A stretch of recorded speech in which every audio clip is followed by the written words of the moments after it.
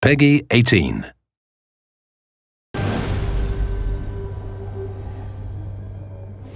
When a player engages with a game like ours, one of the primary goals from a development and design standpoint is to let them play improvisationally.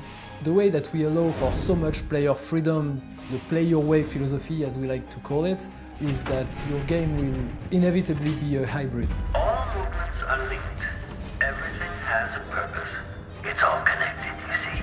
Because you allow the player to do whatever he wants, he needs to be able to sneak, he needs to be able to fight, he needs to be able to steal, to look through keyholes, climb, anything the player can imagine. We try to give the player enough flexible verbs, basically, and whenever possible we give them non-combat actions that just let them play at their own pace. It's not just about going left, right, over the top of the building, possessing a fish and swimming along in the river. All of those crazy things you can do using combat or stealth or being very violent or not killing anyone. It's not just about that.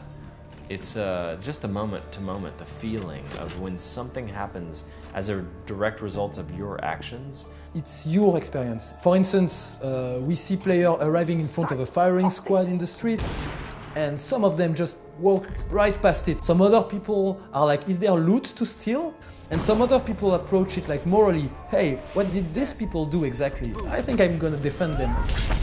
We are really attached to a character because we meet them in a lot of situations. We attached a lot of attention to create characters that feel real and from this city. Dishonored 2 is not just about the depth of the world and the atmosphere of the setting, it's really a stealth game. Compliance is mandatory. You can either use the stealth a little bit to like sneak up on somebody and take them out, or you can try to play the game without anyone seeing you at all.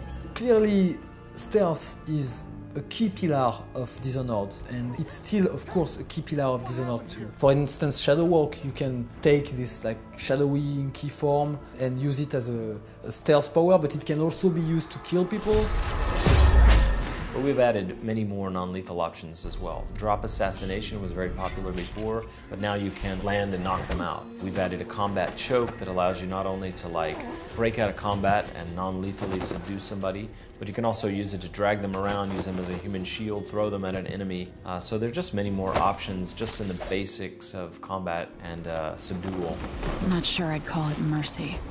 If you just want the cathartic experience of chopping dudes' heads off and shooting them in the chest, dropping on them from the top of a building, taking out as many corrupt guards and aristocratic weasels as you want, Dishonored can definitely be approached that way. No! For Dishonored 1, we had the Outsider mark you, giving you supernatural powers. It burns from the inside. When the Outsider offers you his mark, this time in Dishonored 2, you can say no. No, I never asked for your help, and I don't need it now. What does it mean for you? It means that you won't have any power throughout the game. And for us, level designer, it means that you should be able to do everything that the other guys could do with the powers. Sometimes it's more difficult, but at the end of the day, you can finish the game without any power. What are you waiting for? What's going on here? It might sound pretty counterintuitive.